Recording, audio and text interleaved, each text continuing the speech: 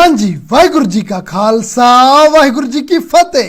बादशाह अकबर तो लेके औरंगजेब ਦੇ ਸਮੇਂ तक वर्ल्ड ਦੀ टोटल जीडीपी ਦਾ 28% ਕੱਲੇ ਇੰਡੀਆ ਯਾਨੀ ਕਿ ਉਸ ਸਮੇਂ ਦੇ ਮੁਗਲ ਸਾਮਰਾਜ ਤੋਂ ਆਉਂਦਾ ਸੀ, ਜੋ ਕਿ ਅੱਜ ਘਟ ਕੇ ਮਸਾ 3.5% ਹੀ ਰਹਿ ਗਿਆ ਹੈ। ਉਸ ਸਮੇਂ ਵੀ ਅਬਾਨੀ ਅਡਾਨੀ ਵਰਗੇ ਐਲੀਟ ਕਲਾਸ ਪਰਿਵਾਰ ਹੁੰਦੇ ਸਨ, ਜੋ ਦਿੱਲੀ ਦਰਬਾਰ ਤੱਕ ਆਪਣੀ ਪੂਰੀ ਧੱਕ ਕਾਇਮ ਰੱਖਦੇ ਸਨ। ਤੇ ਤੁਹਾਨੂੰ ਇਹ ਸੁਣ ਕੇ ਹੈਰਾਨੀ ਹੋਊਗੀ ਕਿ ਉਸ ਸਮੇਂ ਇਹੋ ਜਿਹੇ 4 ਚੋਂ 3 ਪਰਿਵਾਰ ਸਿੱਖ ਪਰਿਵਾਰ ਸਨ, ਜਿਨ੍ਹਾਂ ਚੋਂ ਇੱਕ ਪਰਿਵਾਰ ਸੀ ਭਾਈ ਮੱਖਣ ਸ਼ਾਹ ਲਬਾਣਾ ਜੀ ਦਾ ਪਰਿਵਾਰ। ਤੇ ਉਹਨਾਂ ਦੀ ਪੈਠ ਦਾ ਅੰਦਾਜ਼ਾ ਇੱਥੋਂ ਹੀ ਲਾਇਆ ਜਾ ਸਕਦਾ ਹੈ ਕਿ ਜਿੱਥੇ ਇੱਕ ਪਾਸੇ ਤਾਨਾਸ਼ਾਹੀ 'ਚ ਅੰਨਾ ਹੋਇਆ ਔਰੰਗਜ਼ੇਬ ਸਿੱਖਾਂ ਦਾ ਖੁਰਾ ਖੋਜ ਮਟਾਉਣ ਲਈ ਅੱਡੀ ਚੋਟੀ ਦਾ ਜ਼ੋਰ ਲਾ ਰਿਹਾ ਸੀ, ਤੇ ਉੱਥੇ ਹੀ ਦੂਸਰੇ ਪਾਸੇ ਭਾਈ ਮੱਖਣ ਸ਼ਾਹ ਲਬਾਣਾ ਵਰਗੇ ਗੁਰੂ ਕੇ ਸਿੱਖ ਨੂੰ ਉਸੇ ਔਰੰਗਜ਼ੇਬ ਵੱਲੋਂ ਹੀ ਲੋੜ ਪੈਣ ਤੇ ਕਤਲ ਤੱਕ ਕਰ ਦੇਣ ਦੀ ਛੂਟ ਦਿੱਤੀ ਗਈ ਸੀ, ਫੇਰ ਭਾਵੇਂ ਉਹ ਕਤਲ ਕਿਸੇ ਮੁਸਲਮਾਨ ਦਾ ਹੀ ਕਿਉਂ ਨਾ ਹੋਵੇ। ਭਾਈ ਮੱਖਣ ਸ਼ਾਹ ਲਬਾਣਾ ਦਾ ਵਪਾਰ ਅਫਰੀਕਾ ਤੋਂ ਹੁੰਦੇ ਹੋਏ ਪੁਰਤਗਾਲ ਤੇ ਫਰਾਂਸ ਤੱਕ ਫੈਲਿਆ ਸੀ, ਤੇ ਉਹ ਕਿਸੇ ਇਹੋ ਜਿਹੀ ਵਸਤ ਦਾ ਵਪਾਰ ਕਰਦੇ ਸਨ ਜੋ ਉਸ ਸਮੇਂ ਸੋਨੇ ਦੇ ਬਰਾਬਰ ਕੀਮਤੀ ਸੀ, ਤੇ ਉਸ ਦੀ ਮੰਗ ਵੀ ਪੂਰੀ ਦੁਨੀਆ ਵਿੱਚ ਬੇਸ਼ੁਮਾਰ ਸੀ। ਜੇ ਸਿੱਖ ਇਤਿਹਾਸ ਵੱਲ ਆਈਏ ਤਾਂ ਭਾਈ ਮੱਖਣ ਸ਼ਾਹ ਲਬਾਣਾ ਬਾਰੇ 90-95 ਨਹੀਂ ਲਗਭਗ 100% ਸੰਗਤਾਂ ਹੀ ਬਸ ਇੰਨਾ ਕੁ ਜਾਣਦੀਆਂ ਹਨ ਕਿ ਉਹਨਾਂ ਬਾਬੇ ਬਕਾਲੇ ਪਰਤ ਕੇ ਸ਼੍ਰੀ ਗੁਰੂ ਤੇਗ ਬਹਾਦਰ ਜੀ ਦੇ 9ਵੇਂ ਗੁਰੂ ਸਾਹਿਬਾਨ ਹੋਣ ਦਾ ਐਲਾਨ ਕੀਤਾ ਸੀ। ਪਰ ਜਦੋਂ 8ਵੇਂ ਪਾਤਸ਼ਾਹ ਸ਼੍ਰੀ ਗੁਰੂ ਹਰਕ੍ਰਿਸ਼ਨ ਜੀ ਨੇ ਹੀ ਸ਼੍ਰੀ ਗੁਰੂ ਤੇਗ ਬਹਾਦਰ ਜੀ ਨੂੰ 9ਵੇਂ ਗੁਰੂ ਦੇ ਰੂਪ ਵਿੱਚ ਨਵਾਜ਼ ਦਿੱਤਾ ਸੀ, ਦਿੱਲੀ ਤੋਂ ਚੱਲੀ ਸੰਗਤ ਨੇ ਵੀ ਬਾਬੇ ਬਕਾਲੇ ਪਹੁੰਚ ਕੇ ਗੁਰੂ ਸਾਹਿਬ ਦੀ ਗੁਰਗੱਦੀ ਰਸਮ ਪੂਰੀ ਕਰ ਦਿੱਤੀ ਸੀ। ਫੇਰ ਵੀ ਇਹੋ ਜਿਹਾ ਕੀ ਖਾਸ ਸੀ ਕਿ ਕਈ ਮਹੀਨਿਆਂ ਤੱਕ ਭਾਈ ਮੱਖਣ ਸ਼ਾਹ ਲਬਾਣਾ ਦੀ ਉਡੀਕ ਕੀਤੀ ਗਈ ਕਿ ਉਹੀ ਆ ਕੇ ਸ਼੍ਰੀ ਗੁਰੂ ਤੇਗ ਬਹਾਦਰ ਜੀ ਦੇ 9ਵੇਂ ਗੁਰੂ ਸਾਹਿਬਾਨ ਹੋਣ ਦਾ ਐਲਾਨ ਕਰਨਗੇ। ਆਖਿਰ ਇਹੋ ਜਿਹਾ ਕੀ ਖਾਸ ਸੀ ਉਹਨਾਂ ਕੋਲ, ਜਾਣਾਂਗੇ ਸਭ ਕੁਝ ਇਸ ਵੀਡੀਓ ਵਿੱਚ। ਪਰ ਵੀਡੀਓ ਸ਼ੁਰੂ ਕਰਨ ਤੋਂ ਪਹਿਲਾਂ ਜੇ ਤੁਸੀਂ ਇਸ ਚੈਨਲ ਤੇ ਨਵੇਂ ਆਏ ਹੋ ਤਾਂ ਸਕਸੈਸ ਦਾਰਾ ਚੈਨਲ ਸਬਸਕ੍ਰਾਈਬ ਕਰਕੇ ਬੈਲ ਆਈਕਨ ਪ੍ਰੈਸ ਕਰ ਦਿਓ, ਕਿਉਂਕਿ ਸਿੱਖ ਇਤਿਹਾਸ ਨਾਲ ਜੁੜੇ ਜਿਹੜੇ ਵਿਸ਼ੇ ਬਾਰੇ ਵੀ ਤੁਸੀਂ ਸੋਚਦੇ ਹੋ ਕਿ ਤੁਹਾਨੂੰ ਸਭ ਕੁਝ ਪਤਾ ਹੈ, ਪਹਿਲਾ ਵੀਡੀਓ ਉਸੇ ਟੌਪਿਕ ਦਾ ਵੇਖਿਓ, ਤੁਹਾਨੂੰ 100 ਨਵੀਆਂ ਗੱਲਾਂ ਪਤਾ ਲੱਗਣਗੀਆਂ। ਸਿੱਖ ਇਤਿਹਾਸਿਕ ਸਰੋਤਾਂ ਵਿੱਚ ਭਾਈ ਮੱਖਣ ਸ਼ਾਹ ਲਬਾਣਾ ਦੇ ਪਰਿਵਾਰ ਦਾ ਸਭ ਤੋਂ ਪਹਿਲਾ ਜ਼ਿਕਰ ਕਾਲਸਬਰਗ ਵਾਲੀ ਜਨਮ ਸਾਖੀ ਵਿੱਚ ਮਿਲਦਾ ਹੈ, ਜੋ ਕਿ ਅੱਜ ਲੰਡਨ ਦੀ ਲਾਇਬ੍ਰੇਰੀ ਵਿੱਚ ਪਈ ਹੈ। ਕਾਲਸਬਰਗ ਵਾਲੀ ਜਨਮ ਸਾਖੀ ਇਸ ਲਈ ਕਿਹਾ ਜਾਂਦਾ ਹੈ ਕਿਉਂਕਿ ਮਿਸਟਰ ਕਾਲਸਬਰਗ ਇਸ ਨੂੰ ਲੰਡਨ ਲੈ ਕੇ ਗਿਆ ਸੀ। ਹਫੀਜ਼ਾਬਾਦ ਵਿੱਚ ਲਿਖੀ ਹੋਣ ਕਰਕੇ ਇਸ ਨੂੰ ਹਫੀਜ਼ਾਬਾਦ ਵਾਲੀ ਜਨਮ ਸਾਖੀ, ਤੇ ਸਭ ਤੋਂ ਪੁਰਾਣੀ ਹੋਣ ਕਰਕੇ ਪੁਰਾਤਨ ਜਨਮ ਸਾਖੀ, ਤੇ ਵਿਦੇਸ਼ ਵਿੱਚ ਪਈ ਹੋਣ ਕਰਕੇ ਵਿਲਾਇਤ ਵਾਲੀ ਜਨਮ ਸਾਖੀ ਵੀ ਕਿਹਾ ਜਾਂਦਾ ਹੈ। ਨਾਮ ਅੱਡ-ਅੱਡ ਹਨ ਪਰ ਸਰੋਤ ਇੱਕੋ ਹੀ ਹੈ। ਇਸ ਜਨਮ ਸਾਖੀ ਮੁਤਾਬਕ ਜਦੋਂ ਸ਼੍ਰੀ ਗੁਰੂ ਨਾਨਕ ਦੇਵ ਜੀ ਮਾਨਸਰੋਵਰ, ਲੇਹ, ਲਦਾਖ ਤੇ ਮਟਨ ਤੋਂ ਹੁੰਦੇ ਹੋਏ ਗੁਜਰਾਤ ਪਹੁੰਚਦੇ ਹਨ। ਅੱਜ ਵਾਲਾ ਗੁਜਰਾਤ ਨਹੀਂ, ਉਹ ਗੁਜਰਾਤ ਸ਼ਹਿਰ ਜੋ ਪਾਕਿਸਤਾਨ ਵਿੱਚ ਹੈ, ਜਿਸ ਨੂੰ ਰਾਮ ਗੋਪਾਲ ਗੁਰਜਰ ਨੇ 14ਵੀਂ ਸਦੀ ਵਿੱਚ ਵਸਾਇਆ ਸੀ। ਉੱਥੇ ਵਿਚਰਦੇ ਹੋਏ ਗੁਰੂ ਸਾਹਿਬ ਤੇ ਭਾਈ ਮਰਦਾਨਾ ਇੱਕ ਮਹਿਲ ਵਰਗੇ ਘਰ ਦੇ ਕੋਲੋਂ ਗੁਜ਼ਰਦੇ ਹਨ, ਜਿਹਦੇ ਬਨੇਰੇ ਤੇ 4 ਝੰਡੇ ਬੜੀ ਸ਼ਾਨ ਨਾਲ ਝੂਲ ਰਹੇ ਸਨ। ਤਦ ਗੁਰੂ ਸਾਹਿਬਾਨ ਫਰਮਾਉਂਦੇ ਹਨ, ਮਰਦਾਨਿਆਂ ਇਹ ਘਰ ਕਿਹਦਾ ਹੈ? 4 ਝੰਡੇ ਝੂਲ ਰਹੇ ਹਨ। ਦਰਅਸਲ ਇਹ ਝੰਡੇ ਝੁਲਾਉਣ ਦੀ ਪਰੰਪਰਾ ਤੁਰਕੀ ਤੋਂ ਸ਼ੁਰੂ ਹੋ ਕੇ ਮੁਗਲ ਸਾਮਰਾਜ ਦੇ ਐਂਡ ਤੱਕ ਚੱਲਦੀ ਰਹੀ। ਜਿਵੇਂ ਕਿ ਅੱਜ ਕੱਲ ਆਪਾਂ ITR ਫਾਈਲ ਕਰਕੇ ਸਰਕਾਰ ਨੂੰ ਆਪਣੀ ਆਮਦਨੀ ਦੀ ਜਾਣਕਾਰੀ ਦਿੰਦੇ ਹਾਂ, ਠੀਕ ਉਸੇ ਤਰ੍ਹਾਂ ਹੀ ਮੰਨ ਲਓ ਵੀ ਇਹ ਪੁਰਾਣੇ ਟਾਈਮ ਦੀ ITR ਵਰਗਾ ਹੀ ਹੁੰਦਾ ਸੀ, ਜਿਹਦੀ ਆਮਦਨ 1 ਲੱਖ ਮੋਹਰਾ ਸਾਲਾਨਾ ਤੋਂ ਵੱਧ ਹੁੰਦੀ ਸੀ। ਉਹਦੇ ਘਰ ਉੱਪਰ ਇੱਕ ਝੰਡਾ ਝੂਲਦਾ ਸੀ, ਤੇ ਹੁਣ ਜਿਹਦੇ ਬਨੇਰੇ ਉੱਤੇ 4 ਝੰਡੇ ਝੂਲ ਰਹੇ ਹਨ, ਹਿਸਾਬ ਲਾ ਲਓ ਉਹਦੀ ਆਮਦਨ ਕਿੰਨੀ ਹੋਊਗੀ। ਲੋਕ ਬੋਲੀ ਵਿੱਚ ਕਈ ਵਾਰ ਇਹਨਾਂ ਸ਼ਬਦਾਂ ਦੀ ਵਰਤੋਂ ਸੁਣਨ ਨੂੰ ਮਿਲਦੀ ਹੈ। ਜਦੋਂ ਇੱਕ ਬੰਦਾ ਕਹਿੰਦਾ ਹੈ ਕਿ ਤੇਰੇ ਕੋਲ ਕੀ ਹੈ, ਤਾਂ ਅੱਗੋਂ ਅਗਲਾ ਮੋੜਵਾਂ ਜਵਾਬ ਦਿੰਦਾ ਹੈ ਕਿ ਜੇ ਮੇਰੇ ਕੋਲ ਕੁਝ ਨਹੀਂ ਹੈ ਤਾਂ ਤੇਰੇ ਕਿਹੜਾ ਝੰਡੇ ਝੂਲ ਰਹੇ ਹਨ। ਇਹ ਝੰਡੇ ਝੂਲਣ ਵਾਲੀ ਗੱਲ ਇਸੇ ਪਰੰਪਰਾ ਚੋਂ ਹੀ ਆਈ ਹੈ। ਗੁਰੂ ਪਾਤਸ਼ਾਹ ਉਸ ਨਗਰ ਵਿੱਚ ਦੀਵਾਨ ਲਾਉਂਦੇ ਹਨ, ਤੇ ਉਸ 4 ਝੰਡਿਆਂ ਵਾਲੇ ਆਲੀਸ਼ਾਨ ਘਰ ਦਾ ਮਾਲਕ ਵੀ ਦੀਵਾਨ ਵਿੱਚ ਆ ਕੇ ਗੁਰੂ ਸਾਹਿਬ ਦੀ ਸੰਗਤ ਕਰਦਾ ਹੈ। ਉਸ ਘਰ ਦੇ ਮਾਲਕ ਦਾ ਨਾਮ ਸੀ ਬਾਬਾ ਸੋਮ। ਗੁਰੂ ਸਾਹਿਬ ਦੇ ਪ੍ਰਵਚਨਾਂ ਦਾ ਐਸਾ ਅਸਰ ਹੋਇਆ ਕਿ ਬਾਬਾ ਸੋਮ ਤੇ ਉਹਨਾਂ ਦਾ ਪਰਿਵਾਰ ਹਮੇਸ਼ਾ ਦੇ ਲਈ ਗੁਰੂ ਘਰ ਦਾ ਸ਼ਰਧਾਲੂ ਬਣ ਗਿਆ। ਸੋਮ ਦਾ ਪੁੱਤਰ ਸੀ ਅਰਥਾ, ਅਰਥੇ ਦਾ ਬੀਨਾ, ਬੀਨੇ ਦਾ ਦਾਸਾ, ਤੇ ਭਾਈ ਦਾਸੇ ਦਾ ਪੁੱਤਰ ਸੀ ਭਾਈ ਮੱਖਣ ਸ਼ਾਹ ਜੀ ਲਬਾਣਾ। ਯਾਨੀ ਕਿ ਇਹ ਲਬਾਣਾ ਪਰਿਵਾਰ ਸ਼੍ਰੀ ਗੁਰੂ ਨਾਨਕ ਦੇਵ ਜੀ ਤੋਂ ਲੈ ਕੇ ਸ਼੍ਰੀ ਗੁਰੂ ਗੋਬਿੰਦ ਸਿੰਘ ਜੀ ਤੱਕ ਤੇ ਉਹਨਾਂ ਤੋਂ ਬਾਅਦ ਵੀ ਗੁਰੂ ਘਰ ਦਾ ਅਟੂਟ ਸ਼ਰਧਾਲੂ ਬਣ ਕੇ ਰਿਹਾ।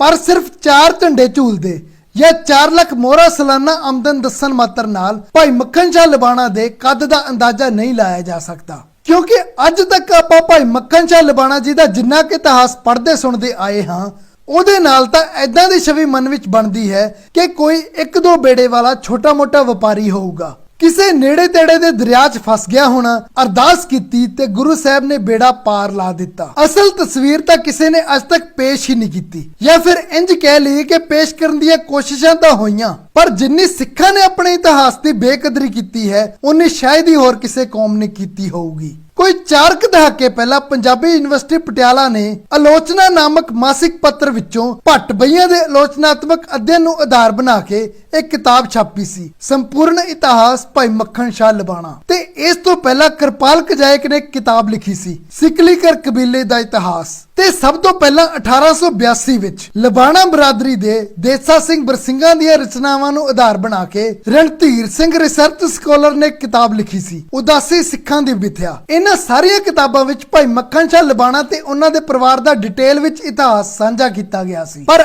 ਅੱਜ ਤੁਸੀਂ ਪੰਜਾਬ ਹੀ ਨਹੀਂ, ਪੂਰੀ ਦੁਨੀਆ ਦੀਆਂ ਲਾਇਬ੍ਰੇਰੀਆਂ ਤੇ ਆਨਲਾਈਨ ਪੋਰਟਲ ਛਾਣ ਮਾਰੋ, ਇਹਨਾਂ ਚੋਂ ਇੱਕ ਵੀ ਕਿਤਾਬ ਤੁਹਾਨੂੰ ਕਿਤੇ ਨਹੀਂ ਲੱਭਣੀ।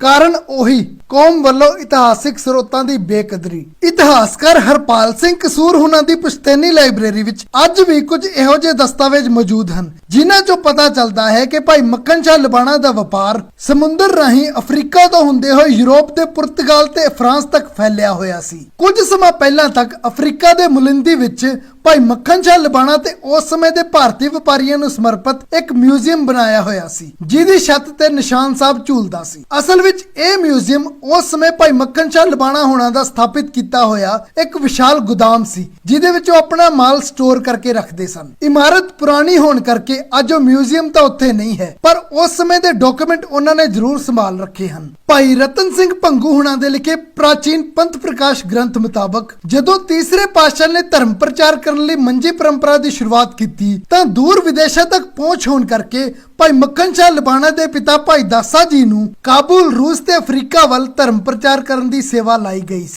ਜੇ ਗੱਲ ਕਰੀਏ ਇਸ ਵਪਾਰ ਤੋਂ ਹੋਣ ਵਾਲੀ ਆਮਦਨ ਦੀ, ਤਾਂ ਮੱਖਣ ਸ਼ਾਹ ਲਬਾਣਾ ਦਾ ਪਰਿਵਾਰ ਪੀੜ੍ਹੀਆਂ ਤੋਂ ਮੁਗਲ ਸਾਮਰਾਜ ਨੂੰ ਇੰਨਾ ਵੱਡਾ ਟੈਕਸ ਪੇ ਕਰ ਰਿਹਾ ਸੀ ਕਿ ਹਕੂਮਤ ਵੱਲੋਂ ਉਹਨਾਂ ਨੂੰ ਬੜੇ ਸਪੈਸ਼ਲ ਤਰੀਕੇ ਨਾਲ ਟ੍ਰੀਟ ਕੀਤਾ ਜਾਂਦਾ ਸੀ। ਕਈ ਸਪੈਸ਼ਲ ਪਾਵਰਾਂ ਦਿੱਤੀਆਂ ਗਈਆਂ ਸਨ। ਉਹ ਵਪਾਰਕ ਕਾਫਲਿਆਂ ਦੀ ਰਾਖੀ ਕਰਨ ਲਈ ਹਥਿਆਰਬੰਦ ਦਸਤਿਆਂ ਦੀ ਭਰਤੀ ਤੱਕ ਕਰ ਸਕਦੇ ਸਨ। ਜਿਹੜਾ ਔਰੰਗਜ਼ੇਬ ਤਾਨਾਸ਼ਾਹੀ 'ਚ ਅੰਨਾ ਹੋ ਕੇ ਇੱਕ ਪਾਸੇ ਸਿੱਖਾਂ ਦਾ ਖੁਰਾ ਖੋਜ ਮਿਟਾਉਣ ਲਈ ਅੱਡੀ ਚੋਟੀ ਦਾ ਜ਼ੋਰ ਲਾ ਰਿਹਾ ਸੀ, ਉਹਦੇ ਰਾਜ ਵਿੱਚ ਨਾਨਕ ਪ੍ਰਸਤਾਵਾ ਬੇਅੰਤ ਬਾ ਕਤਲ ਰਸਾਨੰਦ ਦੀ ਧਾਰਾ ਦੇ ਅਧੀਨ ਪਤਾ ਨਹੀਂ ਕਿੰਨੀ ਵਾਰ ਸਿੱਖਾਂ ਦਾ ਕਤਲੇਆਮ ਹੋ ਚੁੱਕਿਆ ਸੀ। ਦੂਜੇ ਪਾਸੇ ਉਹੀ ਔਰੰਗਜ਼ੇਬ ਇੱਕ ਸਿੱਖ ਬਿਜ਼ਨਸਮੈਨ ਨੂੰ ਕਤਲ ਤੱਕ ਕਰ ਦੇਣ ਦੀ ਛੂਟ ਦੇ ਰਿਹਾ ਸੀ ਕਿ ਵਪਾਰਕ ਕਾਫਲਿਆਂ ਦੀ ਰਾਖੀ ਕਰਦਿਆਂ ਜੇ ਤੁਹਾਡੇ ਹਥਿਆਰਬੰਦ ਦਸਤੇ ਕੋਲੋਂ ਕਿਤੇ 2-4 ਕਤਲ ਹੋ ਵੀ ਜਾਣ ਤਾਂ ਤੁਹਾਨੂੰ ਉਸ ਦੀ ਮਾਫੀ ਹੈ, ਫੇਰ ਭਾਵੇਂ ਉਹ ਕਤਲ ਕਿਸੇ ਮੁਸਲਮਾਨ ਦਾ ਹੀ ਕਿਉਂ ਨਾ ਹੋਵੇ। ਇਹ 3 ਖੂਨ ਮਾਫ ਵਾਲਾ ਕਨਸੈਪਟ ਸਭ ਤੋਂ ਪਹਿਲਾਂ ਮੁਗਲ ਸਾਮਰਾਜ ਵਿੱਚ ਸਮਾਣੇ ਵਿੱਚ ਵਸਦੇ ਸੈਯਦ ਸਬਕਾਸਟ ਦੇ ਰਸੂਖਦਾਰ ਮੁਸਲਮਾਨ ਘਰਾਣਿਆਂ ਲਈ ਸ਼ੁਰੂ ਕੀਤਾ ਗਿਆ ਸੀ, ਜੋ ਇਸਲਾਮ ਧਰਮ ਵਿੱਚ ਹਜ਼ਰਤ ਮੁਹੰਮਦ ਸਾਹਿਬ ਦੀ ਬੇਟੀ ਫਾਤਿਮਾ ਦੇ ਪਰਿਵਾਰ ਨਾਲ ਸੰਬੰਧ ਰੱਖਦੇ ਹਨ ਤੇ ਧਰਮ ਵਿੱਚ ਉਹਨਾਂ ਨੂੰ ਕਾਫੀ ਉੱਚੀ ਜਗ੍ਹਾ ਦਿੱਤੀ ਗਈ ਹੈ। ਤੇ ਅੱਗੇ ਚੱਲ ਕੇ ਹਕੂਮਤ ਦੇ ਕਈ ਐਲੀਟ ਕਲਾਸ ਪਰਿਵਾਰਾਂ ਤੱਕ ਇਹ ਅਲਾਉ ਕਰ ਦਿੱਤਾ ਗਿਆ, ਕਿਉਂਕਿ ਇਹ ਪਰਿਵਾਰ ਉਸ ਸਮੇਂ ਮੁਲਕ ਦੀ ਆਰਥਿਕ ਮਜ਼ਬੂਤੀ ਦਾ ਥੰਮ ਮੰਨੇ ਜਾਂਦੇ ਸਨ।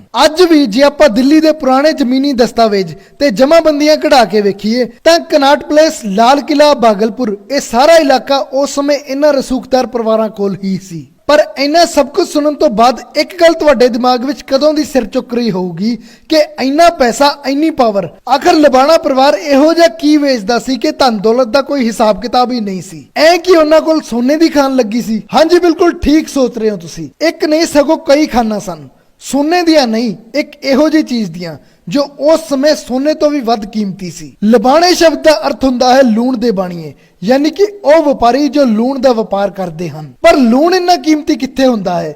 ਨਾਲੇ ਜਿਹੜੇ ਅਫਰੀਕਾ, ਪੁਰਤਗਾਲ ਤੇ ਫਰਾਂਸ ਵਰਗੇ ਮੁਲਕਾਂ ਵਿੱਚ ਇਹਨਾਂ ਦਾ ਮਾਲ ਸਪਲਾਈ ਹੁੰਦਾ ਸੀ, ਉਹ ਤਾਂ ਆਪ ਸਮੁੰਦਰ ਦੇ ਕੰਢੇ ਹਨ। ਉਹਨਾਂ ਕੋਲ ਤਾਂ ਆਪ ਕੋਲ ਹੀ ਲੂਣ ਦੀ ਕੋਈ ਕਮੀ ਨਹੀਂ, ਫਿਰ ਉੱਥੇ ਇੰਨਾ ਮਹਿੰਗਾ ਲੂਣ ਕਿਹਨੇ ਖਰੀਦਣਾ ਸੀ? ਫ੍ਰੈਂਚ ਰੈਵੋਲੂਸ਼ਨ, ਜਿਸ ਨੂੰ ਫਰਾਂਸ ਦਾ ਇਨਕਲਾਬ ਵੀ ਕਿਹਾ ਜਾਂਦਾ ਹੈ, ਉਸ ਦੌਰਾਨ ਹਾਰ ਦੀ ਮਾਰ ਝੇਲ ਰਹੇ ਇੱਕ ਸ਼ਾਹੀ ਪਰਿਵਾਰ ਨੂੰ ਯੂਰਪ ਛੱਡ ਕੇ ਅਮਰੀਕਾ ਭੱਜਣਾ ਪਿਆ। ਉਸ ਪਰਿਵਾਰ ਦੀ ਰਾਜਕੁਮਾਰੀ ਦੇ ਲਿਖੇ ਕੁਝ ਲੈਟਰਸ ਅੱਜ ਵੀ ਵਾਸ਼ਿੰਗਟਨ ਡੀਸੀ 'ਚ ਸਥਾਪਿਤ ਅਮਰੀਕਾ ਦੀ ਸਭ ਤੋਂ ਵੱਡੀ ਲਾਇਬ੍ਰੇਰੀ ਆਫ ਕਾਂਗਰਸ ਵਿੱਚ ਸਾਂਭੇ ਪਏ ਹਨ। ਉਹਨਾਂ ਚੋਂ ਇੱਕ ਚਿੱਠੀ ਵਿੱਚ ਉਹ ਲਿਖਦੀ ਹੈ ਕਿ ਸਾਡੇ ਵਿਰੋਧੀ ਸਾਡੇ ਨਾਲੋਂ ਵੱਧ ਸੂਝਵਾਨ ਜਾਂ ਬਹਾਦਰ ਨਹੀਂ ਸਨ। ਅੱਜ ਸਾਡਾ ਰਾਜ ਭਾਗ ਉਜੜ ਗਿਆ, ਸਾਨੂੰ ਆਪਣਾ ਘਰ-ਬਾਰ ਛੱਡ ਕੇ ਇੱਥੋਂ ਭੱਜਣਾ ਪਿਆ। ਇਹਦਾ ਇੱਕੋ ਇੱਕ ਕਾਰਨ ਹੈ ਕਿ ਸਾਡੇ ਵਿਰੋਧੀਆਂ ਕੋਲ ਭਾਰਤ ਤੋਂ ਆਉਣ ਵਾਲਾ ਉੱਚੇ ਪੱਧਰ ਦਾ ਬਰੂਦ ਸਿੱਧੀ ਪਹੁੰਚ ਵਿੱਚ ਸੀ, ਜਦਕਿ ਰਸਤੇ ਘਿਰੇ ਜਾਣ ਕਰਕੇ ਸਾਨੂੰ ਯੂਰਪ ਦੇ ਬਰੂਦ ਨਾਲ ਕੰਮ ਚਲਾਉਣਾ ਪੈ ਰਿਹਾ ਸੀ, ਜੋ ਉਹਨਾਂ ਦੇ ਅਸਲੇ ਦੇ ਪਾਸਕ ਵੀ ਨਹੀਂ ਸੀ। ਇਹ ਸਿਰਫ ਇੱਕ ਸਰੋਤ ਨਹੀਂ, ਇਹੋ ਜਿਹੇ ਬਥੇਰੇ ਡਾਕੂਮੈਂਟ ਅੱਜ ਵੀ ਯੂਰਪ, ਅਮਰੀਕਾ ਤੇ ਅਫਰੀਕਾ ਵਿੱਚ ਸਾਂਭੇ ਪਏ ਹਨ, ਜਿਨ੍ਹਾਂ ਵਿੱਚ ਭਾਰਤ ਦੇ ਬਰੂਦ ਦੀ ਕੁਆਲਿਟੀ ਦਾ ਜ਼ਿਕਰ ਕੀਤਾ ਗਿਆ ਹੈ।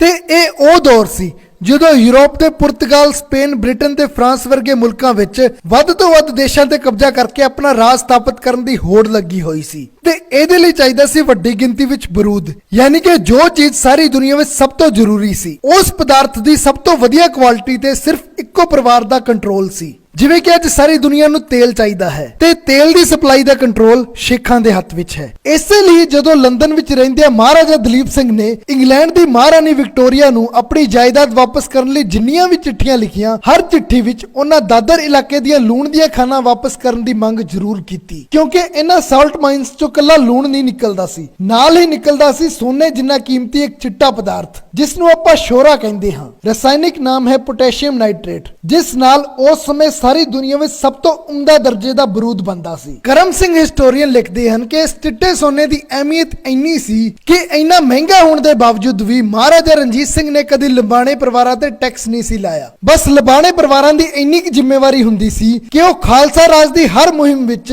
ਸਭ ਤੋਂ ਉਮਦਾ ਦਰਜੇ ਦਾ ਬਰੂਦ ਉਪਲਬਧ ਕਰਾਉਣ, ਕਿਉਂਕਿ ਟੈਕਸ ਨਾਲੋਂ ਵੱਧ ਫਾਇਦਾ ਫੌਜਾਂ ਨੂੰ ਇਸ ਬਰੂਦ ਰਾਹੀਂ ਜੰਗਾਂ ਜਿੱਤ ਕੇ ਹੋ ਜਾਂਦਾ ਸੀ। ਇਸ ਤੋਂ ਇਲਾਵਾ ਗੁਰੂ ਘਰ ਦਾ ਸ਼ਰਧਾਲੂ ਲਬਾਣਾ ਪਰਿਵਾਰ ਬਿਨਾਂ ਮੰਗੇ ਹੀ ਸਰਕਾਰ ਦੇ ਫੰਡ ਵਿੱਚ ਇੰਨਾ ਰੁਪਈਆ ਦੇ ਦਿੰਦਾ ਸੀ ਕਿ ਟੈਕਸ ਮੰਗਣ ਦੀ ਲੋੜ ਹੀ ਨਹੀਂ ਸੀ ਪੈਂਦੀ। ਸ਼ੁਰੂਆਤ ਵਿੱਚ ਮੈਂ ਜ਼ਿਕਰ ਕੀਤਾ ਸੀ ਕਿ ਉਸ ਸਮੇਂ ਦੇ 4 ਵੱਡੇ ਧਨਵਾਨ ਪਰਿਵਾਰਾਂ ਚੋਂ 3 ਪਰਿਵਾਰਾਂ ਦਾ ਸੰਬੰਧ ਸਿੱਧਾ ਸਿੱਖ ਧਰਮ ਨਾਲ ਸੀ। ਸਭ ਤੋਂ ਧਨਵਾਨ ਪਰਿਵਾਰ ਦੀ ਗੱਲ ਤਾਂ ਆਪਾਂ ਕਰ ਹੀ ਰਹੇ ਹਾਂ। ਦੂਜੇ ਨੰਬਰ ਤੇ ਸੀ ਦੱਖਣ ਵੱਲ ਦਾ ਇੱਕ ਪਰਿਵਾਰ। ਕੋਈ ਸਿੱਕੇ ਬੰਦ ਪੁਖਤਾ ਸਰੋਤ ਤਾਂ ਮੇਰੀ ਸੀਧ ਵਿੱਚ ਨਹੀਂ ਆਏ, ਪਰ ਕਿਹਾ ਜਾਂਦਾ ਹੈ ਕਿ ਗਰੀਬ ਘਰ ਦੀ ਧੀ ਦਾ ਵਿਆਹ ਕੋਰ ਨਾਮ ਦੀ ਇੱਕ ਛੋਟੀ ਜਿਹੀ ਰਿਆਸਤ ਦੇ ਰਾਜਕੁਮਾਰ ਨਾਲ ਹੋਇਆ ਤੇ ਆਪਣੇ ਜੀਜੇ ਦੀ ਆਰਥਿਕ ਸਹਾਇਤਾ ਨਾਲ ਵੈਂਕਟੇਸ਼ ਨਾਮ ਦੇ 19 ਸਾਲਾਂ ਦੇ ਨੌਜਵਾਨ ਨੇ ਪਹਿਲਾਂ ਚਮੜੇ ਦਾ ਤੇ ਫਿਰ ਹੀਰਿਆਂ ਦਾ ਵਪਾਰ ਸ਼ੁਰੂ ਕੀਤਾ ਤੇ 3 ਪੀੜ੍ਹੀਆਂ ਦੀ ਮਿਹਨਤ ਨਾਲ ਉਹਨਾਂ ਨੇ ਇੰਨਾ ਵੱਡਾ ਵਪਾਰਿਕ ਸਾਮਰਾਜ ਖੜਾ ਕਰ ਦਿੱਤਾ ਕਿ ਕਈ ਰਿਆਸਤਾਂ ਦੀ ਜੀਡੀਪੀ ਨਾਲੋਂ ਵੱਧ ਤਾਂ ਉਹ ਹਕੂਮਤ ਨੂੰ ਟੈਕਸ ਦਿਆ ਕਰਦੇ ਸਨ। ਤੀਸਰੇ ਤੇ ਚੌਥੇ ਨੰਬਰ ਤੇ 2 ਸਿੱਖ ਪਰਿਵਾਰ ਸਨ। ਇੱਕ ਸੀ ਭਾਈ ਲੱਖੀ ਸ਼ਾਹ ਵਣਜਾਰਾ ਦਾ ਪਰਿਵਾਰ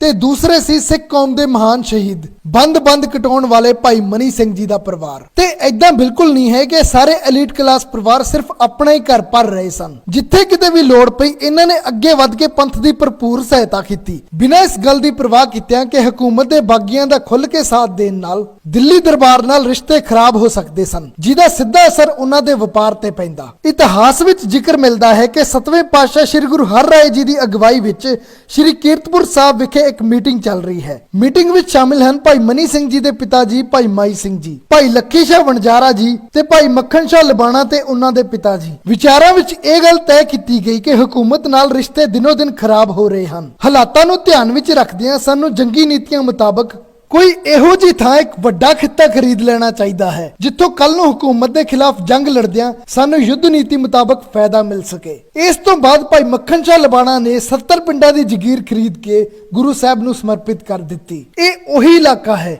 ਜਿੱਥੇ ਮੁਗਲਾਂ ਨੂੰ ਖਦੇੜ ਕੇ ਬਾਬਾ ਬੰਦਾ ਸਿੰਘ ਬਹਾਦਰ ਨੇ ਇੱਕ ਛੋਟੇ ਜਿਹੇ ਕਿਲੇ ਮੁਗਲਸਗੜ੍ਹ ਦਾ ਨਾਮ ਬਦਲ ਕੇ ਲੋਹਗੜ੍ਹ ਕਰਕੇ ਇਸ ਨੂੰ ਆਪਣੀ ਰਾਜਧਾਨੀ ਸਥਾਪਿਤ ਕੀਤਾ ਸੀ। ਤੇ ਤੁਸੀਂ ਹਾਜੀ ਕਾਮਵਾਰ ਖਾਨ, ਖਾਫੀ ਖਾਨ, ਮੁਹੰਮਦ ਕਾਸਮ ਆਰਸੀ, ਮੁਹੰਮਦ ਕਾਸਮ ਔਰੰਗਾਬਾਦੀ, ਗੁਲਾਮ ਹੁਸੈਨ, 18ਵੀਂ ਸਦੀ ਦਾ ਕੋਈ ਮਰਜ਼ੀ ਮੁਸਲਮਾਨ ਲਿਖਾਰੀ ਪੜ੍ਹ ਕੇ ਵੇਖ ਲਓ, ਸਭ ਦਾ ਇਹੀ ਕਹਿਣਾ ਸੀ ਕਿ ਬਾਦਸ਼ਾਹ ਦੀ ਤਾਂ ਜਾਨ ਨਿਕਲੀ ਪਈ ਸੀ। ਬਾਬਾ ਬੰਦਾ ਸਿੰਘ ਬਹਾਦਰ ਇਹੋ ਜਿਹੇ ਟਿਕਾਣੇ ਤੇ ਬੈਠਾ ਸੀ ਕਿ ਸਾਡੀ ਉੱਥੇ ਪੇਸ਼ ਹੀ ਨਹੀਂ ਜਾ ਰਹੀ ਸੀ। ਉਹ ਬੜਾ ਖੁਸ਼ਹਾਲ ਇਲਾਕਾ ਸੀ, ਚਾਰੇ ਪਾਸੇ ਵਣਜਾਰੇ ਤੇ ਲਬਾਣਿਆਂ ਦੇ ਪਿੰਡ ਸਨ। ਬੰਦਾ ਸਿੰਘ ਬਹਾਦਰ ਨੂੰ ਉੱਥੇ ਖਾਣ ਪੀਣ ਦੀ ਕੋਈ ਕਮੀ ਨਹੀਂ ਸੀ, ਜਦਕਿ ਸਾਡੀ ਫੌਜ ਨੂੰ ਭੁੱਖੇ ਮਰਨ ਦੀ ਨੌਬਤ ਆ ਰਹੀ ਸੀ। ਇਸ ਤੋਂ ਇਲਾਵਾ ਜਦੋਂ 9ਵੇਂ ਪਾਤਸ਼ਾਹ ਸ੍ਰੀ ਗੁਰੂ ਤੇਗ ਬਹਾਦਰ ਜੀ ਨੇ ਰਾਣੀ ਚੰਪਾ ਤੋਂ ਨਵਾਂ ਨਗਰ ਵਸਾਉਣ ਲਈ ਕੁਝ ਜ਼ਮੀਨ ਖਰੀਦੀ ਸੀ ਤਾਂ ਉਹਦਾ ਮੁੱਲ ਤਾਰਨ ਲਈ ਵੀ ਭਾਈ ਮੱਖਣ ਸ਼ਾਹ ਲਬਾਣਾ ਵੱਲੋਂ ਮਾਇਆ ਦੀ ਇੱਕ ਵੱਡੀ ਰਕਮ ਗੁਰੂ ਘਰ ਨੂੰ ਭੇਟਾ ਕੀਤੀ ਗਈ ਸੀ। ਇਹ ਉਹੀ ਜ਼ਮੀਨ ਸੀ ਜਿੱਥੇ ਬਾਅਦ ਵਿੱਚ ਸ੍ਰੀ ਅਨੰਦਪੁਰ ਸਾਹਿਬ ਵਸਾਇਆ ਗਿਆ ਸੀ। ਗੁਰੂ ਸਾਹਿਬ ਦੀ ਮਿਹਰ, ਸਿੰਘਾਂ ਦੀ ਚੜ੍ਹਦੀ ਕਲਾ, ਇਹ ਸਾਰੇ ਫੈਕਟਰ ਤਾਂ ਕੰਮ ਕਰ ਹੀ ਰਹੇ ਸਨ। ਇਹਦੇ ਨਾਲ ਇਸ ਗੱਲ ਤੋਂ ਵੀ ਇਨਕਾਰ ਨਹੀਂ ਕੀਤਾ ਜਾ ਸਕਦਾ ਕਿ ਉਸ ਸਮੇਂ ਦੇ ਧਨਾੜ ਸਿੱਖ ਪਰਿਵਾਰਾਂ ਨੇ ਜੋ ਆਰਥਿਕ ਸਪੋਰਟ ਕੀਤੀ ਸੀ ਉਹਦਾ ਵੀ ਬੜਾ ਵੱਡਾ ਹੱਥ ਸੀ, ਜਿਹਦਾ ਸਦਕਾ ਇੱਕ ਛੋਟੇ ਜਿਹੇ ਟਾਈਮ ਸਪੈਨ ਵਿੱਚ ਹੀ ਸਿੱਖ ਧਰਮ ਇੰਨੀ ਚੜ੍ਹਦੀ ਕਲਾ ਵਿੱਚ ਹੋ ਗਿਆ ਸੀ। ਤੇ ਹੁਣ ਵੱਧਦੇ ਹਾਂ ਵੀਡੀਓ ਦੇ ਅੰਤਿਮ ਪੜਾਅ ਵੱਲ। ਅਗਸਤ 1664 ਦੀ ਗੱਲ ਹੈ। ਅਫਰੀਕਾ ਤੋਂ ਭਾਰਤ ਵੱਲ ਵੱਧਦਿਆਂ ਭਾਈ ਮੱਖਣ ਸ਼ਾਹ ਲਬਾਣਾ ਦਾ ਬੇੜਾ ਮਲਿੰਦੇ ਨਾਮਕ ਥਾਂ ਤੇ ਘੁੰਮਣ ਘੇਰੀ ਵਿੱਚ ਫਸ ਗਿਆ। ਇਹ ਉਹ ਸਮਾਂ ਸੀ ਜਦੋਂ ਜਹਾਜ਼ ਹਵਾ ਦੇ ਰੁਖ ਦੀ ਵਰਤੋਂ ਕਰਕੇ ਅੱਗੇ ਵਧਦੇ ਸਨ ਤੇ ਜਹਾਜ਼ਰਾਨੀ ਵਿਭਾਗ ਦੇ ਮਾਹਰਾਂ ਮੁਤਾਬਕ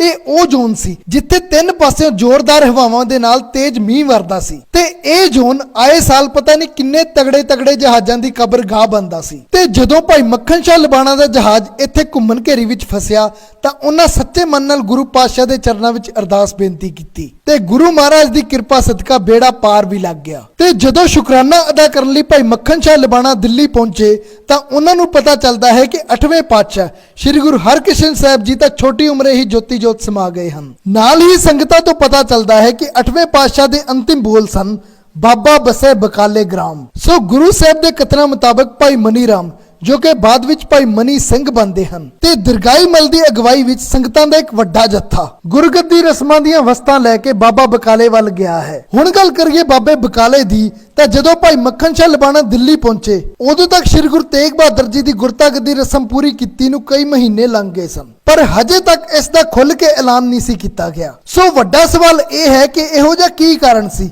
ਕਿ ਗੁਰੂ ਪਾਤਸ਼ਾਹ ਇਹ ਐਲਾਨ ਕਰਨ ਲਈ ਕਈ ਮਹੀਨਿਆਂ ਤੱਕ ਭਾਈ ਮੱਖਣ ਸ਼ਾਹ ਲਬਾਣਾ ਦੀ ਉਡੀਕ ਕਰਦੇ ਰਹੇ। ਦਰਅਸਲ ਜਦੋਂ ਅਗਲਾ ਗੁਰੂ ਬਕਾਲੇ ਵਿੱਚ ਹੋਣ ਦੀ ਖਬਰ ਫੈਲੀ ਤਾਂ ਨਵਾਂ ਗੁਰੂ ਹੋਣ ਦਾ ਦਾਅਵਾ ਕਰਨ ਲਈ ਕਈ ਬਹਿਰੂਪੀਏ ਉੱਥੇ ਗੱਦੀਆਂ ਲਾ ਕੇ ਬੈਠ ਗਏ ਤੇ ਇੱਕ ਵਿਸ਼ੇਸ਼ ਗੱਲ ਇਹ ਸੀ ਕਿ ਇਹਨਾਂ ਸਾਰਿਆਂ ਕੋਲ ਹਥਿਆਰਬੰਦ ਤਾਕਤਾਂ ਸਨ। ਖਾਸ ਕਰਕੇ ਧੀਰਮਲ ਦਾ ਧੜਾ ਉੱਥੇ ਸਭ ਤੋਂ ਭਾਰੀ ਸੀ ਕਿਉਂਕਿ ਇੱਕ ਤਾਂ ਨੇੜੇ ਤੇੜੇ ਦੇ ਬਹਿਰੂਪੀਆਂ ਅਤੇ ਸੰਗਤ ਤੇ ਦਬਾਅ ਪਾਉਣ ਲਈ ਉਹਨੇ ਸ਼ੀਏ ਮਸੰਦ ਵਰਗੇ ਕਈ ਹਥਿਆਰਬੰਦ ਗੁੰਡੇ ਆਪਣੇ ਥੱਲੇ ਰੱਖੇ ਹੋਏ ਸਨ ਤੇ ਦੂਜਾ ਸ੍ਰੀ ਗੁਰੂ ਅਰਜਨ ਦੇਵ ਜੀ ਦੀ ਭਾਈ ਗੁਰਦਾਸ ਜੀ ਤੋਂ ਤਿਆਰ ਕਰਵਾਈ ਹੋਈ ਸ੍ਰੀ ਆਦਿ ਗ੍ਰੰਥ ਸਾਹਿਬ ਦੀ ਹਸਤਲਿਖਿਤ ਬੀੜ ਵੀ ਉਸ ਸਮੇਂ ਧੀਰਮਲ ਕੋਲ ਹੀ ਸੀ, ਜੋ ਸੰਗਤ ਵਿੱਚ ਉਸ ਤੇ ਗੁਰਤਾ ਗੱਦੀ ਦਾ ਨੌਵਾਂ ਵਾਰਸ ਹੋਣ ਦਾ ਦਾਅਵਾ ਹੋਰ ਮਜ਼ਬੂਤ ਕਰਦੀ ਸੀ। ਹਾਲਾਂਕਿ ਅੰਦਰੋਂ ਧੀਰਮਲ ਨੂੰ ਵੀ ਪਤਾ ਸੀ ਕਿ ਉਹ ਝੂਠਾ ਹੈ ਤੇ ਕਦੀ ਨਾ ਕਦੀ ਤਾਂ ਉਸ ਦਾ ਭੇਦ ਖੁੱਲ੍ਹ ਹੀ ਜਾਊਗਾ। ਇਸੇ ਲਈ ਹੀ ਆਪਣਾ ਰਸਤਾ ਸਾਫ਼ ਕਰਨ ਲਈ ਉਸਨੇ ਸ਼ੀਏ ਮਸੰਦ ਰਾਹੀਂ ਸ੍ਰੀ ਗੁਰੂ ਤੇਗ ਬਹਾਦਰ ਜੀ ਤੇ ਹਮਲਾ ਵੀ ਕਰਾਇਆ ਸੀ ਤੇ ਇਸ ਹਮਲੇ ਵਿੱਚ ਗੁਰੂ ਸਾਹਿਬ ਜ਼ਖਮੀ ਵੀ ਹੋਏ ਸਨ, ਪਰ ਸ਼ੀਏ ਮਸੰਦ ਆਪਣੇ ਮਕਸਦ ਵਿੱਚ ਕਾਮਯਾਬ ਨਹੀਂ ਹੋ ਪਾਇਆ। ਆਹੀ ਕਾਰਨ ਸੀ ਕਿ ਜਦੋਂ ਵੀ ਸੰਗਤਾਂ ਸ੍ਰੀ ਗੁਰੂ ਤੇਗ ਬਹਾਦਰ ਜੀ ਨੂੰ ਨੌਵੇਂ ਗੁਰੂ ਹੋਣ ਦਾ ਐਲਾਨ ਕਰਨ ਬਾਰੇ ਪੁੱਛਦੀਆਂ ਤਾਂ ਗੁਰੂ ਸਾਹਿਬ ਫਰਮਾਉਂਦੇ ਸਨ ਕਿ ਧੀਰਜ ਰੱਖੋ, ਇੱਕ ਐਸੀ ਬਿੱਦ ਬਣੂਗੀ ਕਿ ਕੋਈ ਸ਼ੰਕਾ ਨਹੀਂ ਰਹੂਗੀ, ਕਿਉਂਕਿ ਇਹਨਾਂ ਮਸੰਦਾਂ ਦੀ ਹਥਿਆਰਬੰਦ ਤਾਕਤ ਨੂੰ ਪਰੇ ਧਕੇਲ ਕੇ ਸੰਗਤ ਤੱਕ ਸੱਚਾ ਸੰਦੇਸ਼ ਪਹੁੰਚਾਉਣ ਲਈ ਗੁਰੂ ਸਾਹਿਬ ਨੂੰ ਇੱਕ ਤਗੜੀ ਸ਼ਸਤਰਧਾਰੀ ਸ਼ਕਤੀ ਦੀ ਉਡੀਕ ਸੀ ਤੇ ਇਹ ਸੇਵਾ ਗੁਰੂ ਸਾਹਿਬ ਨੇ ਭਾਈ ਮੱਖਣ ਸ਼ਾਹ ਲਬਾਣਾ ਦੀ ਝੋਲੀ ਪਾਈ। ਤੇ ਅਸਲ ਗੁਰੂ ਦੀ ਪਛਾਣ ਹੋਣ ਤੋਂ ਬਾਅਦ ਜਦੋਂ ਭਾਈ ਮੱਖਣ ਸ਼ਾਹ ਲਬਾਣਾ ਨੇ ਛੱਤ ਤੇ ਚੜ੍ਹ ਕੇ ਐਲਾਨ ਕੀਤਾ ਕਿ ਗੁਰੂ ਲਾਧੋ ਰੇ, ਗੁਰੂ ਲਾਧੋ ਰੇ, ਤਾਂ ਧੀਰਮਲ ਉਹਦੇ ਮਸੰਦ ਤੇ ਬਾਕੀ ਦੇ ਬਹਿਰੂਪੀਏ ਕੰਨ ਚ ਪਾਏ ਨਹੀਂ ਰੜਕੇ, ਕਿਉਂਕਿ ਇਹ ਲਗਭਗ ਉਹੀ ਹਿਸਾਬ ਬਣਦਾ ਹੈ ਕਿ ਸਪੋਜ਼ ਕਰੋ ਕਿ ਤੁਹਾਡੇ ਇਲਾਕੇ ਦਾ ਕੋਈ ਲੋਕਲ ਗੁੰਡਾ ਕਿਸੇ ਮੁੱਦੇ ਤੇ ਸ਼ਹਿਰ ਵਿੱਚ ਗੁੰਡਾਗਰਦੀ ਕਰ ਰਿਹਾ ਹੈ ਤੇ ਜੇ ਕੱਲ ਨੂੰ ਤੁਹਾਡੇ ਸ਼ਹਿਰ ਵਿੱਚ ਮੁਕੇਸ਼ ਅੰਬਾਨੀ ਆਪਣੀ ਸਪੈਸ਼ਲ ਸਿਕਿਉਰਿਟੀ ਲੈ ਕੇ ਪਹੁੰਚ ਜਾਵੇ ਤਾਂ ਉਸ ਲੋਕਲ ਗੁੰਡੇ ਦੀ ਉੱਥੇ ਕਿੰਨੀ ਕੁ ਚੱਲੂਗੀ। ਠੀਕ ਉਸੇ ਤਰ੍ਹਾਂ ਹੀ ਭਾਈ ਮੱਖਣ ਸ਼ਾਹ ਲਬਾਣਾ ਬਾਬੇ ਬਕਾਲੇ ਆਪਣੇ 500 ਹਥਿਆਰਬੰਦ ਘੋੜਸਵਾਰਾਂ ਦੇ ਜੱਥੇ ਨਾਲ ਪਹੁੰਚੇ ਸਨ, ਜੋ ਹਰ ਸਮੇਂ ਹਥਿਆਰਬੰਦ ਹੋ ਕੇ ਉਹਨਾਂ ਦੇ ਨਾਲ ਰਹਿੰਦਾ ਸੀ। ਧੀਰਮਲ ਤੇ ਉਹਦੇ ਮਸੰਦਾਂ ਨੇ ਚੂੰ ਤੱਕ ਨਹੀਂ ਕੀਤੀ, ਸਗੋਂ ਜਦੋਂ ਭਾਈ ਮੱਖਣ ਸ਼ਾਹ ਲਬਾਣਾ ਨੂੰ ਗੁਰੂ ਸਾਹਿਬ ਤੇ ਹੋਏ ਹਮਲੇ ਵਾਲੀ ਗੱਲ ਦਾ ਪਤਾ ਲੱਗਿਆ ਤਾਂ ਉਹਨਾਂ ਸ਼ਰੇਆਮ ਬਾਜ਼ਾਰ 'ਚ ਖੜਾ ਕਰਕੇ ਧੀਰਮਲ, ਸ਼ੀਏ ਮਸੰਦ ਤੇ ਉਹਦੇ ਗੁੰਡਿਆਂ ਤੇ ਹੱਥ ਹੌਲਾ ਕਰਵਾਇਆ ਤੇ ਉਹ ਹਸਤਲਿਖਿਤ ਬੀੜ ਵੀ ਉਹਨਾਂ ਤੋਂ ਵਾਪਸ ਲਈ। ਈਵਨ ਉਹਨਾਂ ਨੇ ਤਾਂ ਗੁਰੂ ਸਾਹਿਬ ਤੋਂ ਇਹਨਾਂ ਅਧਰਮੀਆਂ ਨੂੰ ਸੋਧਾ ਤੱਕ ਲਾਉਣ ਦੀ ਆਗਿਆ ਮੰਗੀ ਸੀ, ਪਰ ਗੁਰੂ ਸਾਹਿਬ ਨੇ ਸ਼ਾਂਤੀ ਬਣਾਏ ਰੱਖਣ ਲਈ ਨਾ ਸਿਰਫ ਉਹਨਾਂ ਨੂੰ ਸਹੀ ਸਲਾਮਤ ਉੱਥੋਂ ਜਾਣ ਦਿੱਤਾ, ਸਗੋਂ ਉਹ ਹਸਤਲਿਖਿਤ ਬੀੜ ਵੀ ਉਹਨਾਂ ਨੂੰ ਵਾਪਸ ਕਰਵਾ ਦਿੱਤੀ। ਸੋ ਇਹ ਸੀ ਭਾਈ ਮੱਖਣ ਸ਼ਾਹ ਲਬਾਣਾ ਦਾ ਅਣਸੁਣਿਆ ਇਤਿਹਾਸ। ਭਾਈ ਮੱਖਣ ਸ਼ਾਹ ਲਬਾਣਾ ਦੀ ਬੇੜੀ ਚੋਂ 500 ਮੋਹਰਾਂ ਵਾਲੀ ਸੁਖਣਾ ਤੇ ਉਹਨਾਂ ਨੇ ਕਿਸ ਤਰ੍ਹਾਂ ਬਹਿਰੂਪੀਆਂ ਦੀ ਭੀੜ ਵਿੱਚੋਂ ਸੱਚੇ ਗੁਰੂ ਦੀ ਪਛਾਣ ਕੀਤੀ, ਇਹ ਦੱਸਣ ਵਾਲੇ ਵੀਡੀਓਜ਼ ਦੇ ਲਿਖਤੀ ਸਰੋਤ ਤਾਂ ਭਰੇ ਪਏ ਹਨ। ਈਵਨ ਇਹ ਇਤਿਹਾਸ ਤਾਂ ਲਗਭਗ ਆਪਾਂ ਸਭ ਨੂੰ ਪਤਾ ਹੀ ਹੈ, ਸੋ ਮੈਂ ਇਸ ਦਾ ਜ਼ਿਕਰ ਵੀਡੀਓ ਵਿੱਚ ਨਹੀਂ ਕੀਤਾ। ਵੀਡੀਓ ਪਸੰਦ ਆਇਆ ਤਾਂ ਲਾਈਕ ਕਰਕੇ ਇਸ ਨੂੰ ਅੱਗੇ ਵੱਧ ਤੋਂ ਵੱਧ ਸ਼ੇਅਰ ਜ਼ਰੂਰ ਕਰਿਓ ਤਾਂ ਕਿ ਜਿਹੜਾ ਮਾਨਯੋਗ ਇਤਿਹਾਸ ਸ਼ਾਇਦ 1% ਸੰਗਤ ਨੂੰ ਵੀ ਨਾ ਪਤਾ ਹੋਵੇ ਉਹ ਸਭ ਤੱਕ ਪਹੁੰਚ ਸਕੇ। ਸਿੱਖ ਇਤਿਹਾਸ ਨਾਲ ਜੁੜੇ ਇਸ ਤਰ੍ਹਾਂ ਦੇ ਸ਼ਾਨਦਾਰ ਵੀਡੀਓਜ਼ ਦੇਖਣ ਲਈ ਚੈਨਲ ਨੂੰ ਸਬਸਕ੍ਰਾਈਬ ਜ਼ਰੂਰ ਕਰ ਦਿਓ, ਕਿਉਂਕਿ ਤੁਸੀਂ ਆਲਰੇਡੀ ਬਹੁਤ ਕੁਝ ਮਿਸ ਕਰ ਰਹੇ ਹੋ। ਤੇ ਹਮੇਸ਼ਾ ਦੀ ਤਰ੍ਹਾਂ ਜਾਣ ਤੋਂ ਪਹਿਲਾਂ ਕਮੈਂਟ ਬਾਕਸ ਵਿੱਚ ਵਾਹਿਗੁਰੂ ਜੀ ਲਿਖ ਕੇ ਆਪਣੀ ਹਾਜ਼ਰੀ ਜ਼ਰੂਰ ਲਵਾ ਦਿਓ। ਵਾਹਿਗੁਰੂ ਜੀ ਕਾ ਖਾਲਸਾ, ਵਾਹਿਗੁਰੂ